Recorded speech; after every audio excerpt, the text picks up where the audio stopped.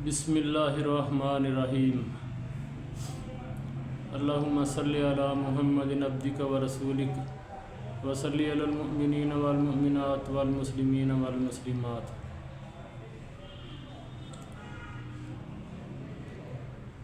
आज का मौजू है इखलाक। अल्लाह के नबी सल्लल्लाहु अलैहि वसल्लम ने फरमाया, जिसके इखलाक अच्छे हैं वो सबसे बेहतरीन है।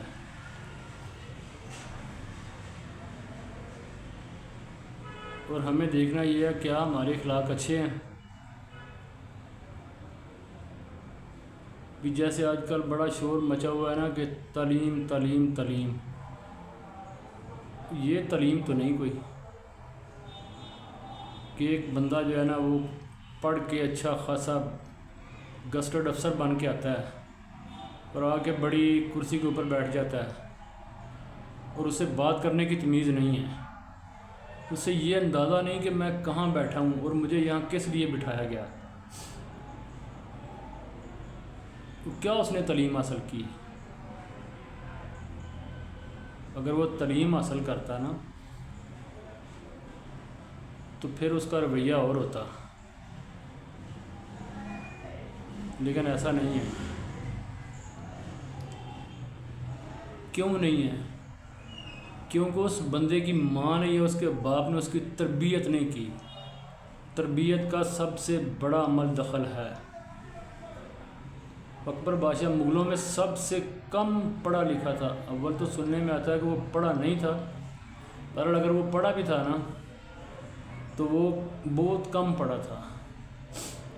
और उसने लोगों के दुख दर्द को जाना, लोगों के मसाइल हल किए। और यहाँ ये जो बैठे हैं ना हमारे ऊपर, ये इनको ये तरबियत ही नहीं मिली। इनको इस बात का एहसास इनके दिलों में नहीं। अगर एहसास होता तो ये सीधी सी बात है, ये जब पब्लिक सर्वेंट है ना तो लोग इनके पास किसी न किसी काम से जाते हैं। थाने चले जाओ, उनको बोलने की तमीज़ नहीं है। एसी के दफ्तर में चले जाओ, तहसीलदार के में चले जाओ, जहाँ मर्जी चले जाओ, बाहर चपड़ासी जो दरवाज़ों के ऊपर खड़े हुए हैं वो पैसा मांगते हैं। ऐसा नहीं चलेगा। तो मेरा आज का तकरीबन मौजू तो इस तरह का है कि हम लोग जो है ना अपने बच्चों को, जो भी छोटे हैं या आइंदा नस्लों के आएँ, तो जो भी छोटे हैं, अगर हम मियाँ बीवी मिलकर उनकी तरबियत सही तरीके से करेंगे, उन्हें अच्छे और बुरे की तमीज़ सिखाएंगे, तो वो आने वाली नस्लों को भी सिखाएंगे। और फिर इंशाअल्लाह ज़िंदगी जो है ना वो दिन ब दिन बेहतर हो जाती है। तो जब तरबियत ना हो तो जितना मर्ज़ी पढ़ ले, आजकल देख लो आप, ये जितने पढ़े लिखे हैं ये इतनी है वारगी, इतनी है वारगी। यार मेरी उम्र करीबन 58 साल है और हमारे दौर में ऐसा नहीं था, जवानी हम पे भी आई थी। जितनी बेहयाई और बगैरती अब फैली हुई है ना, चाहे वो यंग लड़के हैं या लड़कियां हैं, क्योंकि उन्हें माँ बाप ने ये बताया ही नहीं कि हरामकारी क्या चीज़ है और इससे बचना कैसे है। अभी अक्सर लड़कों को सुना जाता है कि वो जी हम पूंडी करने के लिए जा रहे हैं। अगर उसकी माँ वहाँ, उसकी बहन गई हो बुरके के अंदर, उसकी इस तरह का कोई करीबी रिश्ता हो, तो फिर तो अगर हम इनकी तरबियत करेंगे ना तो फिर ये वो जैसे कुरान की आयत है ना, ये अपनी आँखों की हिफाजत भी करेंगे और इन्हें इस बात का पता होगा कि हमने यार ये नहीं करना। हमारे दौर में ऐसा नहीं था बिल्कुल।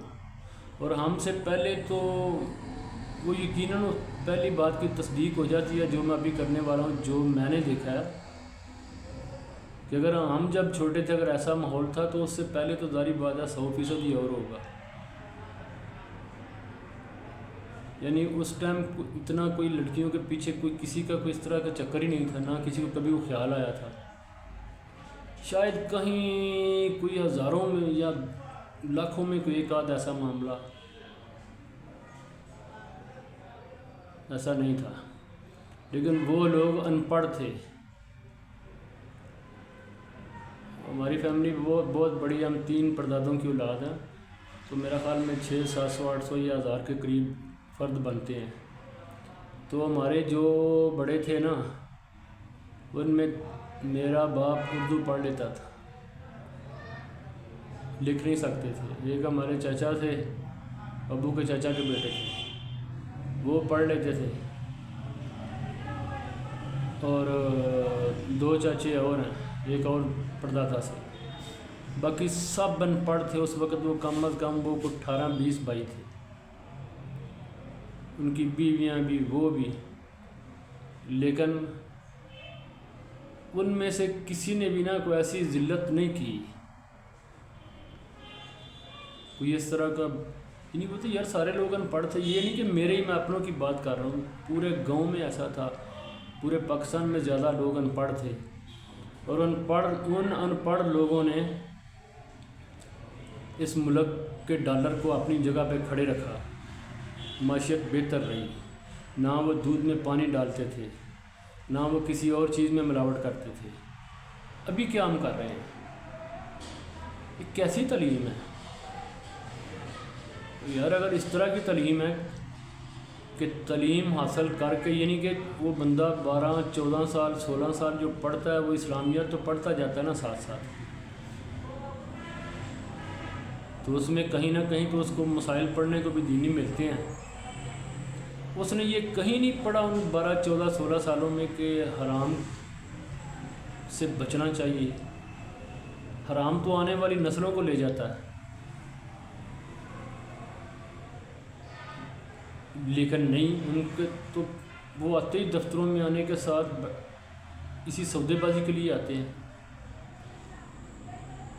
پولیس کا ادارہ لے لو، واپڈا کا لے لو. یہ نہیں کہ سارے کے سارے گندے ہیں، لیکن بہت تھوڑی تعداد میں جو ہے نا اچھے لوگ آپ کو نظر آئیں گے. تو اس طرح کی تعلیم ہے نا اگر، کہ جس میں نہ حرام کا پتہ ہے نہ حلال کا پتہ ہے، تو کیا ضرورت ہے پھر اس کی؟ بس آج کل یہ ہے کہ مائیں جو ہے نا آرام سکون سے سوئی ہوئی ہیں. صبح بچے کو جو ہے نا اٹھانا لیٹ، نہ اس نے صبح مسجد جانا ہے، نہ اس نے صبح کوئی سبق پڑھنا ہے. بہت زیادہ لوگ ایسے ہیں، یہ جو خاص کر کے اپنے آپ کو بڑا سمجھتے ہیں نا، تو جو بیچارے غریب طبقہ لوگ ہیں وہ تو پھر بھی اپنے بچوں کو ڈنڈے سوٹے کے ساتھ مسجد میں بھیجتے ہیں. اور جاؤ، اٹھ جاؤ، نماز پڑھے آؤ، اور جاؤ جا کے وہ سبق پڑھ لو مولوی سے. ان کو پھر بھی کچھ ہے، اللہ کا خوف بھی ہے، سارا کچھ ہے. لیکن یہ جو ماشاءاللہ بڑے بڑے اسکولوں میں ہم پڑھا دیں جی، وہاں کر دیں، یہ کر دیں، وہ کر دیں. وہ اللہ کے بندو، تمہارے پیچھے کل کوئی دعا مانگنے والا نہیں ہوگا. جس طرح کی جب تک تربیت نہ کی، ان کو گائیڈ نہ کیا کہ یہ حرام ہے، یہ حلال ہے، یہ بدکاری ہے، اس سے بچنا ہے، چوری نہیں کرنی، ڈاکہ نہیں ڈالنا، کسی کی غیبت نہیں کرنی. تو بہرحال بات لمبی ہو گئی ہے، کل پھر صحیح. اور میرے سننے والوں سے میری گزارش ہے کہ میں یہ نہیں کہوں گا کسی سے کہ میرے چینل کو سبسکرائب کرو. میں اتنا ضرور کہوں گا کہ اگر میری بات اچھی لگے نا تو اس کو لائک اور شیئر ضرور کرنا، تاکہ مجھے اس بات کا تو پتہ رہے کہ میں کوئی غلط تو نہیں بول رہا، یا واقعی میں نے ٹھیک بولا ہے. اور اچھی بات جو ہے نا اس کو ہم پھیلائیں گے، کوشش کریں کہ ہم اپنے معاشرے میں بہتری لائیں. تو شیئر اور لائک ضرور کریں. شیئر اس لیے کریں کہ لوگوں کو پتہ، اچھی بات جو ہے نا وہ دور تک پھیلانی چاہیے ہمیں. تو لائک اس لیے کریں گے کہ چلو مجھے پتہ چل جائے کہ واقعی میں جو ہے نا ایک بہتر راستے کی طرف لوگوں کو بنانے کی کوشش کی ہے. اللہ پاک مجھے اور میرے سننے والوں کو اس پر عمل کرنے کی توفیق عطا فرمائے. السلام علیکم ورحمۃ اللہ.